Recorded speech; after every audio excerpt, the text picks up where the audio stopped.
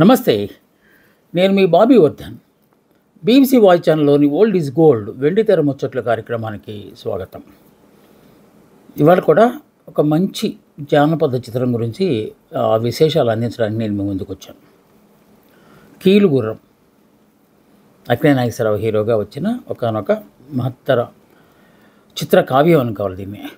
1949 ఫిబ్రవరి 19వ తేదీన ఈ cinema release అయ్యి అఖండ విజయం సాధించింది. నిర్మాత, దర్శకులు మీజాపూర్ రాజా సాహెబ్ గారు. ఆయన పూర్తి పేరు మేకా వెంకటరామయ్య అప్పారావు గారు. అది న్యూజివీడు. ఆయన న్యూజివీడు రాజావారు అనేవారు. ఆయన దర్శకత్వం వహించడం ఏంటి అని మీరు అనుకోవచ్చు. వారి సతీమణి కృష్ణవేణి అప్పటికే గాయకురాలు, అలాగే మహానటి కూడా. అలాంటి సందర్భంలో తమకు ఆస్థాన డైరెక్టర్గా ఉండే చిత్రపు నారాయణరావు గారు వేరే సినిమాలో ఒప్పుకొని దానిలో బిజీగా ఉండగా ఈ సినిమా అంతా ఇంకా అంటే స్క్రిప్ట్ వర్క్ అంట ప్రీ ప్రొడక్షన్ అంతా రెడీ అయిపోయింది. ఇక ఆలస్యం చేయడం ఇష్టం లేక రాజా సాహెబ్ గారే ఈ సినిమాను ప్రారంభించారు. అది గొప్ప విశేషం అప్పట్లో. నిర్మాత, దర్శకుడు ఆయనే. ఇక సంగీతం విషయంకి వచ్చేసరికి ఘంటసాల గారికి అప్పకెట్టారు. ఘంటసాల గారు అప్పుడప్పుడు ఎదుగుతున్నారు, మంచి మంచి సూపర్ హిట్లు ఇస్తున్నారు. అంతకుముందు తీసిన బాలరాజు సినిమాకి కూడా అతనే, జానపద సినిమాకి కూడా అతనే మ్యూజిక్. ఇక పాటల విషయానికి వచ్చేసరికి ఘంటసాల గారితో పాటు కృష్ణవేణి గారు, శ్రీదేవి గారు, ఒక్కలంక సరళ గారు ఈ సినిమాలో పాటలు పాడారు. కథా మాటలు పాటలు తాపి ధర్మారావు నాయుడు గారు అందించారు. ఈ సినిమాకి సంబంధించి మనం కొన్ని విశేషాలు కనుక మాట్లాడుకుంటే అప్పటికే ఇతర భాషల్లో కూడా అంటే తమిళ్, కన్నడం భాషల్లో కూడా జానపద సినిమాల హవా సాగుతుందట. మనకు గుర్తుండే ఉంటుంది. మొట్టమొదటి తరంలో అన్ని పౌరాణిక సినిమాలే. అది మన భాషలో కావచ్చు, లేకపోతే తమిళ్లో కావచ్చు, ప్రక్కన కన్నడలో కావచ్చు, పౌరాణిక గాథలుగా సినిమాలని తీశారు. ఆ తర్వాత జానపదాల హవా ప్రారంభమైంది. సో ఆ పరంపరలో వచ్చింది కీలుగుర్రం కూడా. ఇది కూడా ఒక ఫ్యాంటసీ మూవీగా మనం అనుకోవాలి. అప్పటికే బాగా ప్రాచుర్యం పొందిన కాశీ మజిలీ కథలు. ఈ కథల్లో ఒక కథను తీసుకొని దాని తాలూకు ఇతివృత్తాన్ని తీసుకొని ఇక కథను అల్లారనమాట. దానిలో తాపి ధర్మారావు గారు సిద్ధహస్తులు. ఇక ఇందాక మనం అనుకున్నట్టు మీర్జాపూర్ రాజావారు ఎందుకు ఈ సినిమాకి దర్శకత్వం వహించాల్సి వచ్చింది, ఆయనకి ఏంటి అనుభవం ఉంది అంటే ఆయన తీసిన చాలా సినిమాలకు అన్ని విషయాలు దగ్గరుండి క్షుణ్ణంగా పరిశీలించేవాళ్ళట. కేవలం డబ్బులు పెట్టి వేరే వాళ్ళకి అప్పచెప్పి సినిమా తీయండి అనకుండా వారు నిర్మాణంలో ఉన్న ప్రతి సినిమాను దగ్గరుండి అసలు ఏంటి అనే మెలకువలన్నీ నేర్చుకున్నారంట. ఆ అనుభవం కాస్త ఈ సినిమా తీయడానికి పనికొచ్చింది. అఫ్కోర్స్ నారాయణరావు గారు కూడా, చిత్రపు నారాయణరావు గారు కూడా ఆయనకి కొంచెం స్క్రీన్ ప్లేలో గోస్ట్గా పనిచేశారట. ఈ డైరెక్షన్లో కూడా అప్పుడప్పుడు వచ్చి చూసి వెళ్ళేవారట. సో అందువల్ల ఆ సినిమా చాలా గొప్పగా వచ్చింది అని చెప్పారు. తమిళ్లో డబ్బింగ్ అయిన మొట్టమొదటి సినిమాగా కీలుగుర్రానికి పేరు. అప్పటిదాకా ఒక భాషలోంచి ఒక భాషలోకి కాకుండా ఏ భాషలో సినిమాలు ఆ భాషలో వస్తున్న నేపథ్యంలో ఇలాంటి సినిమాలు కొన్ని వేరే భాషల్లో కూడా డబ్బు అవటం అనేది ఇక్కడే మొదలైంది. ఈ సినిమాతోనే అక్కినేని నాగేశ్వరరావు గారు ఇక జానపదాలకి అద్భుతంగా ఫిట్ అవుతారు అనే ఒక బ్రాండ్ పడిపోయింది ఆయనకి. పైగా ఈ జానపద గాథలు కూడా మామూలు గాథలు తీయట్లేదు. ఆయనతో అన్ని సాహస వీరుడు, అన్ని సాహసాలు చేసి హీరోయిన్ని దక్కించుకునే కథాంశంతో జానపద చిత్రాలు తీస్తున్నారు కనుక ఆయనకి మహిళల ఫాలోయింగ్ ఎక్కువైందట. అంటే హీరో అంటే అలాగ ఉండాలి, భార్యను సాధించుకోవడం కోసం అంత శ్రమ పడాలి అనే ఒక ముద్ర పడిపోవడంతో ఫిమేల్ ఫాలోయింగ్ బాగా వచ్చిందంట ఆయనకి. జయా ఫిలిమ్స్ అనే దాంతో ప్రారంభమై ఆ తర్వాత శోభనాచల స్టూడియోగా ఇది మారింది. శోభనాచల స్టూడియోతోనే చాలా సినిమాలు తీశారు. ఇక సినిమాల్లోకి రాకముందు తాపి ధర్మారావు గారు టీచర్గా పనిచేశారని మీకు తెలిసి ఉంటుంది. ఆయన బహుముఖ భగ్నాశాలి, రచయిత, పోయిట్, చాలా మంచి క్రిటిక్, హేతువాది, నవలలు రాశారు, చాలా రాశారు. సో వారి దగ్గర ఆ పాఠశాలలో పనిచేస్తున్నప్పుడు వారి దగ్గర శిష్యుడిగా చేరాను రాజావారు. ఎవరు మనం చెప్పిన మీర్జాపూర్ రాజావారు. సో అది కృతజ్ఞతగా ఉంచుకొని మా గురుగారితో రాయిస్తానని చెప్పి ఆయనకి ఈ సినిమా ఇచ్చి, గురుగారు మీరేం చేస్తారో బాధ్యత అంతా మీరే తీసుకోవాలని చెప్పి ఆయనకి అప్పగించారట. పాటలన్నీ శోభన అంటే వీళ్ళు మార్చారు కదా, ఆ తర్వాత జయ నుంచి శోభనాచల స్టూడియోస్ అయింది కదా, అక్కడే రికార్డ్ చేశారట. ఆ సినిమా సాంగ్స్ రికార్డింగ్ అవుతున్నప్పుడు ఘంటసాల గారు అంటే ఎంత నియమ నిబద్ధతలతో ఉండేవారో, ఎంత డిసిప్లిన్గా ఉండేవారో దానికి ఎగ్జాంపుల్ అనమాట ఇది. అందరికంటే ముందు ఆయనే అసలు స్టూడియో డోర్ తీయకముందే వచ్చి ఆ వారం ఉన్న పెట్టకోడ మీదకు కూర్చుని హమ్ చేస్తూ ట్యూన్స్ చేసుకునేవాడు. ఆ తర్వాత మిగతా వాళ్ళు వచ్చారు. వచ్చిన వాళ్ళందరూ సిగ్గుతో తల వంచుకునేవాళ్ళు. అమ్మో పెద్ద ఆయనే ముందు వచ్చేస్తే మనం ఏంటి ఎంత ఆలస్యంగా వచ్చామని చెప్పి. సో అంత క్రమశిక్షణతో ఉన్నారు కనుకనే ఘంటసాల గారు అంత పైకి వచ్చారు, గొప్ప గొప్ప పాటలు పాడారు. బాలరాజులో పాడిన అంతకుముందు బాలరాజులో కూడా పాడించారు కదా ఒక్కలంసాల గారు, దీంట్లో కూడా మళ్ళీ పాడించారు. ఆవిడ వాయిస్ కొంచెం హస్కీ వాయిస్ లాగా, కొంచెం జిక్కి గారు వాయిస్ లాగా ఉంటుందన్నమాట. అందుకే ఆవిడతో కూడా ఈ సినిమాలో పాటలు పాడించారు. ఒకే పాటను ఘంటసాల గారు పాడారు, అలాగే మన సెల్ల గారు పాడారు, అలాగే కృష్ణవేణి గారు పాడారు ఆ పాట. సో కొన్ని ఉంచారు సినిమాలు, కొన్ని. ఆ పాట ఏంటంటే, కాదు సుమా కల కాదు సుమా, కాదు సుమా కల కాదు సుమా, అమృతపానమును అమరగానమును గగనయానమును చేసినట్టుగా, కాదు కదా కల కాదు కదా, కాదు సుమా కల కాదు సుమా. ఈ పాటని ఘంటసాల గారు, కృష్ణవేణి గారు పాడారు. అలాగే ఘంటసాల గారు, ఒక్కలంక సాల గారు కూడా పాడారు. సినిమాలో కొన్ని ఉండే, మళ్ళీ ఆ తర్వాత రికార్డింగ్గా కొన్ని వచ్చినట్టుగా మనకి సమాచారం ఉంది. ఇక అక్కినేని జతగా సూర్యశ్రీ, అంజలి గారు ఉన్నారు. కానీ అంజలి గారు నెగిటివ్ రోల్ ఈ సినిమాలో. అంటే కథ ప్రకారం ఆవిడ నెగిటివ్ రోల్ అనమాట. రాక్షసి పాత్ర, భువన సుందరి రాక్షసి. సో ఈ జయశ్రీ అనే వాడిని హీరోయిన్గా పెట్టారు. ఈ భువన సుందరి అనే ఒక రాక్షస పాత్ర, అంటే మారువేషంలో, అసలు ఒరిజినల్ క్యారెక్టర్ రాక్షసి, కానీ ఆవిడ భూమి మీదకి వచ్చిన తర్వాత అదే భువన సుందరి పేరుతో ఉంటుందన్నమాట. సో ఆ రాక్షస పాత్ర అంజలీదేవి గారితో వేయించారు. అంజలీదేవి గారు అప్పటిదాకా హీరోయిన్గా వేస్తూ సడన్గా ఈ నెగిటివ్ రోల్ వేయమని అడిగేసరికి అబ్బబ్బో నేను చేయలేనండి, పైగా మా సూపర్ హీరో అక్కినేని గారి దగ్గర నేను నెగిటివ్ రోల్ వేయటం ఏంటి అని చెప్పి ఆవిడ కొంచెం పేచీ పెట్టారట. పెడితే కృష్ణవేణి గారు, అదే మిర్జాపూర్ రాజావారి శ్రీమతి, ఆవిడ ఈమెని ఒప్పించారట. ఆవిడ చెప్పినా కూడా ఒప్పుకోలేదట. ఏంటండి ఇది, నేను నెగిటివ్ రోల్ వేయటం ఏంటండి అని చెప్పి అన్నారట. అప్పుడు ఒక కండిషన్ పెట్టారట అంజలిదేవి గారు, నా సినిమాలో నా మీద చిత్రీకరించే పాటలన్నిటినీ మీరే పాడతానంటే ఒప్పుకున్నా. సరే నేనే పాడతాను నీకోసం అని చెప్పి ఆవిడ ఆ ఒప్పందం మీద ఆ సినిమాలో పాటలు పాడారనమాట. అప్పటిదాకా ఇప్పుడు మీరు కనుక ఈ సినిమాని క్లీన్గా అబ్జర్వ్ చేస్తే అక్కినేని గారి హెయిర్ స్టైల్ డిఫరెంట్గా ఉంటుంది. అఫ్కోర్స్ క్రౌన్ ఉంటుంది, కిరీటం ఉంటుంది. కాకపోతే కిరీటం తీసినప్పుడు అంతకుముందు తీసిన జానపద అన్నిట్లో జుట్టు వెనక్కి దూవినట్టుగా ఉంటుంది. అంటే గిరజాల జుట్టు అంటాం కదా, అలా ఉంటుంది. ఈ సినిమాలోనే ఆయనకి ప్రక్క పాపిడి తీసిన సినిమాలో కూడా అది అక్కినేని గారు ఏరి కోరి వెంకన్న అని చెప్పి వారి మేకప్ హెయిర్ స్టైలర్ ఉండేవారట, స్టైలిస్ట్. ఆయనతో ఇలా అయితే ఎలా ఉంటుందో చూడమని చూస్తే బ్రహ్మాండంగా ఉందనిపించిందంట. సో అప్పటి నుంచి అక్కినేని గారి జానపద సినిమాల్లో కూడా ఈ పక్క పాపిడి తీసిన హెయిర్ స్టైల్తోనే కనిపించడం అనేది ఈ సినిమాతోనే మొదలైందన్నమాట. ఈ సినిమా కీలుగుర్రం సినిమా తీస్తున్నప్పుడు అక్కినేని గారు ఒకసారి గుర్రం మీద నుంచి పడిపోయారట. కొంచెం దెబ్బ తగిన మాట వాస్తవమే. కాకపోతే అక్కినేని గారు గుర్రం మీద నుంచి పడిపోయి చచ్చిపోయారు అని చెప్పి ఒక పుకారు వచ్చిందట. ఆ పుకారు మొత్తం స్ప్రెడ్ అయ్యి అందరూ భయపడిపోయి అక్కినేని గారు లాంటి హీరోని మనం కోల్పోయాము అని చెప్పి అందరూ సంతాప సందేశాలు కూడా పంపిస్తుంటే, కాదు మొర్రో, ఆయన చనిపోలేదు, ఆయన బ్రతికే ఉన్నారు, ఈ సినిమా గొప్పగా రాబోతుంది, ఆయన అద్భుతంగా చేస్తున్నారు, చిన్న దెబ్బ తగిలింది, మళ్ళీ ఆయన వెంటనే మళ్ళీ షూటింగ్లో పాల్గొన్నారని చెప్పి ఈయన రాజావారు ఒక పత్రికా ప్రకటన ఇవ్వాల్సి వచ్చిందట. ఆయన కూర్చోబెట్టి మాట్లాడుతున్నట్టుగా అక్కినేని చూపించినట్టుగా. అంటే గతంలో కూడా ఈ ట్రోల్స్, లేకపోతే ఇప్పుడు ఆ ట్రోల్స్ లేకపోవచ్చు కానీ బట్ పుకార్లు షికార్లు చేయటం అనేది అప్పట్లో కూడా జరిగింది. కొన్ని సందర్భాల్లో అవి అలాంటి పుకార్లే ఆ సినిమాకి సక్సెస్‌కి దారితీసిన సంఘటనలు మీకున్నాయి. గతంలో కూడా మనం మాట్లాడుకున్నాం.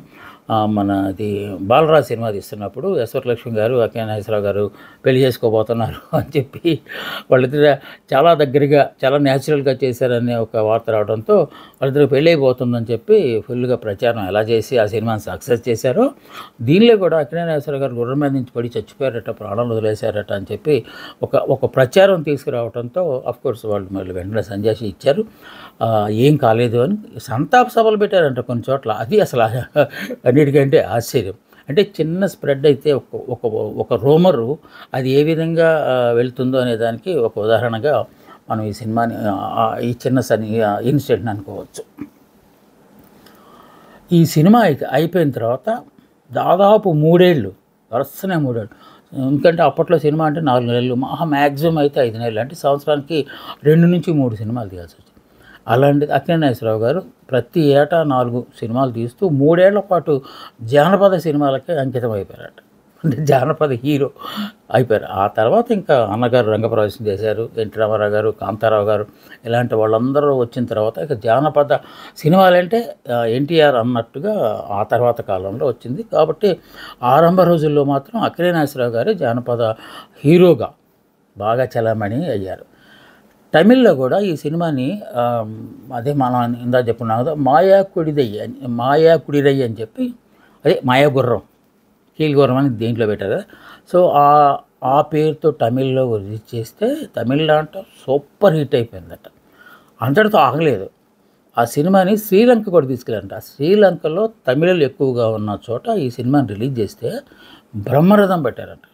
అంటే అప్పట్లో ఆ టెక్నిక్లు అవన్నీ, అంటే ఇప్పుడు ఈ ట్రిక్స్ లేని రోజుల్లో బాంబేని కలకటా నుంచి వచ్చిన, బెంగాల్ నుంచి వచ్చిన ఈ కెమెరామెన్ అద్భుతమైన సృష్టిలు చేసి ఆ ట్రిక్స్ని కూడా వాళ్ళు చాలా బాగా చేశారు. ఎలాంటి యంత్రాలు సాంకేతిక పరిజ్ఞానం అప్పటికి అభివృద్ధి కాలేదు. అయినప్పటికీ వాళ్ళకున్న ఇవి, ఎందుకంటే వాళ్ళందరూ ఇంగ్లాండ్లోనూ అక్కడక్కడ బాగా ట్రైనింగ్ అయ్యి వచ్చిన వాళ్ళు కనుక చాలా బాగా చేశారు. అందుకని ఈ సినిమా శ్రీలంకలో కూడా అద్భుతాలు సృష్టించినట్టుగా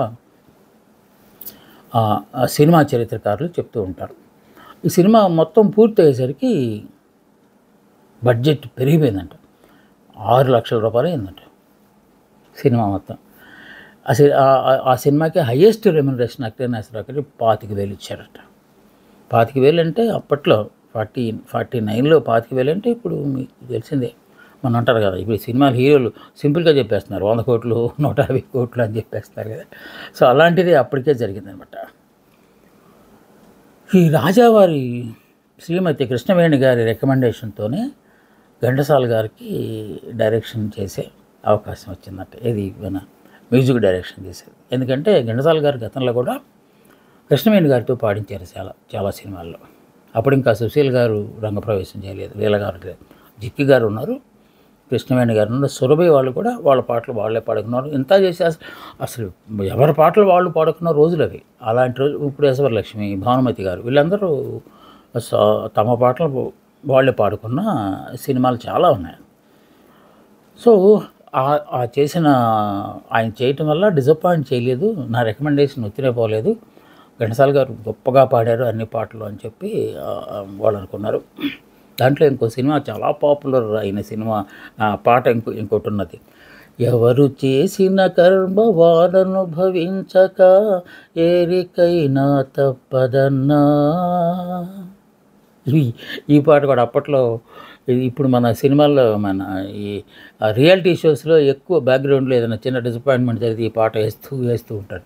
సీరియల్స్లో కూడా ఈ పాటను వాడుతూ ఉంటారు, అంటే రీల్స్ లాగా. సో ఆ పాట కూడా ఒకటి చాలా పాపులర్ అయిన పాట. ఇందాక మనం కాదు సుమా కల కాదు సుమాతో పాటు ఎవరు చేసిన కర్మ వారు అనుభవించక పాట కూడా కొంచెం ఫిలసాఫికల్గా సీనియర్ సముద్రాల గారు పాటలన్నీ ఆయనే రాశారు. తాపీ ధర్మారావు గారు వేదాంత ధోరణిలో రాయటంలో కూడా ఆయన కూడా మంచి పేరు ప్రఖ్యాతులు సంపాదించారు. ఈ జానపద సినిమా కీలుగుర్రం అక్కినేని నాగేశ్వరరావు గారితో తీసిన తర్వాత ఎన్టీఆర్ని పెట్టి చాలా సినిమాలు తీయాలనుకున్నారట. ఇదే సంస్థ వారు. మిర్జాపూర్ రాజా వారు పోయిన తర్వాత వారి శ్రీమతి మన కృష్ణవేణి గారు ఒక్కసారి ఎన్టీఆర్ గారు పెట్టి ఈ సినిమాని మళ్ళీ రంగుల్లో తీస్తే ఎలా ఉంటుంది. కొన్ని స్ట్రైట్ రంగుల సినిమాలు వచ్చినాయి. ఇప్పుడు కృష్ణ గారు ఉన్నారు, తేనె మనసులు మొట్టమొదటి సినిమానే ఆయనకి రంగుల్లో వచ్చేసింది.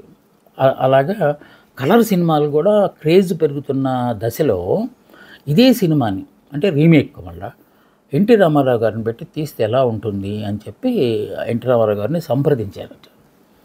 అది ప్రెస్లో కూడా వచ్చేసిందట, ఎన్టీఆర్తో కీలుగుర్రం అని. కాకుంటే విజయవాడ ఆ పరిసర ప్రాంతాలకు సంబంధించిన డిస్ట్రిబ్యూటర్లు అనుమానాలు వ్యక్తం చేశారంట. ఆల్రెడీ అక్కినేని నాగేశ్వరరావు గారితో ఈ సినిమా తీసి సూపర్ సక్సెస్ సాధించాము, ఇప్పుడు ఎన్టీఆర్ గారితో తీస్తే వాళ్ళిద్దరి మధ్య ఏదో విభేదాలు ఉన్నాయి, పోటీగా ఈ సినిమా తీయించారు అనే ఒక టాక్ వస్తుంది, అప్పుడు మాకు సినిమాలకు లాస్ వస్తుంది, అక్కినేని అభిమానులు అందరూ ఈ సినిమా చూడటం మానేస్తారు అని చెప్పి డిస్ట్రిబ్యూటర్లు కృష్ణవేణమ్మకి మొరపెట్టుకున్నారు. సరే అయితే వద్దులేండి. అదే వార్త ఎన్టీఆర్ గారికి కూడా చేరటంతో ఎన్టీఆర్ గారు కూడా అన్నారట, వద్దు మా సోదరుడితో నాకు గొడవలు వద్దు, అలాగైతే వద్దు. ఆ తర్వాత చాలా కాలం తర్వాత కృష్ణవేణి గారు మన మీడియా సినిమా జర్నలిస్టులతో మాట్లాడుతూ, ఇప్పుడైతే ఆ సినిమాని మహేష్ బాబుతో తీయచ్చు, కాకపోతే బడ్జెట్ పేలిపోతుంది, చాలా ఎక్కువ బడ్జెట్ అయ్యే అవకాశం ఉంది అని చెప్పి ఆవిడ చలోక్తిగా అన్నారట. కోర్స్ అది సాకారం కాలేదు. సో ఇంత క్రేజ్ సంపాదించిన ఈ సినిమాలో స్టోరీ ఏంటి అంటే, ఒక రాజుగారు ఉంటారు, ఆ రాజుగారు మోహిని అవతారంలో ఉన్న ఒక రాక్షసి మోహంలో పడిపోయి రాజ్యాన్ని అంతా ఆమెకు అప్పచెప్తూ ఉంటారు. భార్య అతన్ని బాధతో భార్య కొంచెం, సార్ అది మహారాజా మీరు ఇలా నన్ను నెగ్లెక్ట్ చేసి ఇలా చేస్తే ఎలా కదా అంటే, నాకే ఎదురు చెబుతావా అని చెప్పి సేవకులు మించి ఈమె నడిలో తీసుకెళ్ళి చంపేసేయండి అని చెప్పి పంపించేస్తారు. ఆమెను అడవిలోకి తీసుకెళ్ళి చంపకుండా రాణిగారి మీద ప్రేమతో ఆమెను కళ్ళు మాత్రం పీకేసి తీసుకొచ్చి రాజావారికి చూపించారు. చూడండి సార్ చంపేశాము, కళ్ళు మీకు తీసుకొచ్చి పెట్టాలనుకున్నాము అని చెప్తే, పోనీ పీడ వదిలిపోయిందని ఈయన మళ్ళీ రాక్షసి వ్యామోహంలో పడిపోయింది, అంటే మానవ రూపంలో ఉన్న రాక్షసిలో మాయలో పడిపోయి ఆయన జీవిస్తున్న రోజుల్లో ఇక్కడ అప్పటికే రాణిగారు కళ్ళు పీకేసిన రాణిగారు అడవిలో ఉన్నారు కదా, ఆవిడ గర్భవతి అప్పటికే. సో బిడ్డని కంటది. ఆ బిడ్డే యువరాజు విక్రమసింహుడు. అతన్ని బాగా పెంచి అడవిలో ఉన్న ఈ ఆటవికలు ఉంటారు కదా, వాళ్ళందరూ అన్ని విద్యలు నేర్పుతారు, బాణాలు గీణాలు అన్నీ చెప్తే అప్పుడు అమ్మ చెప్తుందనమాట అతనికి స్టోరీ. ఇలాగ బాబు మనం మరి అడవి మనుషులం కాదు, మనం బాగా బతికిన రాచరిక కుటుంబానికి చెందిన వాళ్ళము, కాకుంటే మీ నాన్నగారు ఇలాగ వ్యామోహంలో పడి నన్ను ఇలాగ చంపించడానికి ఇక్కడ పంపిస్తే నా మీద అభిమానంతో సేవకులు నన్ను చంపకుండా నా కళ్ళు మాత్రమే తీసుకెళ్ళి అందురాల్ని చేశారు అని చెప్తే, అయితే మా నాన్నగారు ఆచుక్క నేను తెలుసుకుంటాను తప్పనిసరిగా అని చెప్పి ఆయన బయలుదేరుతున్నప్పుడు ఒక పర్యటన వస్తుంది ఆ దేశంలో. అతను ఒక కీలుగుర్రం అంటే మంత్రాలతో మాయలతో ఉన్న ఒక గుర్రాన్ని తయారు చేసి సిద్ధం చేసి, ఈ గుర్రాన్ని అధిరోహించిన వాడిని మేము నాయకుడిగా పరిగణిస్తాము అని చెప్పి ఒక ప్రకటన చేశారు. అప్పట్లో మన లవకుశలో కూడా అశ్వాన్ని పట్టుకున్న వాళ్ళకి ఒక పోటీ పెడతారు కదా, అలాంటిదే ఇక్కడ కూడా ఈ మాయా గుర్రం అంటే కీలు గుర్రం. ఈ గుర్రాన్ని ఎవరైతే అధిరోహిస్తారో అంటే అదుపు చేస్తారో వాళ్లకు సేనాధిపతిగా ఉద్యోగం ఇస్తాను అని చెప్పి ఆయన ప్రకటిస్తారు. అప్పుడు ఇతనికి అన్ని విద్యలు వచ్చు కదా, ఆయన అడవిలో నేర్చుకున్నాడు, అక్కినేని నాగేశ్వరరావు గారు ఆ పాత్ర వేసినవారు. అతను ఆ గుర్రాన్ని పట్టుకొని, ఎందుకంటే విద్యలేని వచ్చు కదా, పట్టుకొని అధిరోహించి దాని మీద సవారీ కూడా చేస్తారు. అప్పుడు అందరూ వహ అని చెప్పి రాజుగారు ఆయనకి సేనాధిపతిగా నియమించిన తర్వాత ఎటు లోపలికి వచ్చారు కదా, అప్పుడు ఆ రాక్షసులు అందరూ ఉన్న వాళ్ళందరూ పగలేమో ఒక రకంగా, రాత్రుల్లో ఒక రకంగా మనుషులను తినేటాలు ఇవన్నీ చేస్తున్నారు కదా. సో అది ఆయన బట్టబయలు చేస్తాడు. బట్టబయలు చేసి, మహారాజా అదే నాన్నగారు నేను మీ కుమారుణ్ణి, కాకపోతే నేను అక్కడ అడవిలో పుట్టాను, మీరు మోసపోయారు వాళ్ళ దగ్గర, సో ఆ నిందలన్నీ అమ్మ మీద వేశారు మీరు అనవసరంగా, వేసేసి అమ్మ ఉన్నారంటే అమ్మ అక్కడ ఉన్నారు అని చెప్తే ఆవిడని కూడా తీసుకొచ్చి రాజ్య పట్టాభిషేకం చేయటంతో ఆ సినిమా సుఖాంతం అవుతుంది. అలాగే అన్నీ ఆల్మోస్ట్ అప్పట్లో తీసిన అది జానపదమా లేకపోతే చారిత్రకమా సాంఘికమా అంటే చివరికి వచ్చేసరికి సుఖాంతాలు చేయటం అనేది అప్పట్లో ఒక ట్రెడిషన్గా వస్తుంది. అంటే సినిమాకి వచ్చిన ఏ ప్రేక్షకుడు బాధపడుతూ వెళ్ళకూడదు, సంతోషంగా బయటకు వెళ్ళాలనే ఉద్దేశంతో ప్రతి సినిమాకి ఇలాగా చేయటం అనేది ఆనవాయితీగా వచ్చింది. సో కీలుగుర్రం కూడా అఖండ విజయాన్ని సాధించింది. ఎక్కడ రిలీజ్ అయినా కూడా అక్కడ 100 డేస్, 125 డేస్, 150 డేస్ ఆడి కాసుల వర్షం కురిపించింది మిర్జాపురం రాజా వారికి. ఇది కీలుగుర్రానికి సంబంధించిన విశేషాలు. మళ్ళా మరో ఆణిముత్యం గురించి మాట్లాడటానికి నేను మీ ముందుకు వస్తాను. అన్నట్టు కొంతమంది మన అభిమానులు వాళ్ళు ఏం చెప్తున్నారంటే మన సినిమాలే కాకుండా వేరే సినిమాలు కూడా విశేషించండి అంటే డెఫినెట్గా చేస్తానని చెప్పాను. సో ఆ తరహాలో కొన్ని సినిమాల గురించి విశ్లేషించడానికి నేను మీ ముందుకు వస్తాను. అందాక సెలవు. నమస్తే, మీ బాబీ వర్ధన్.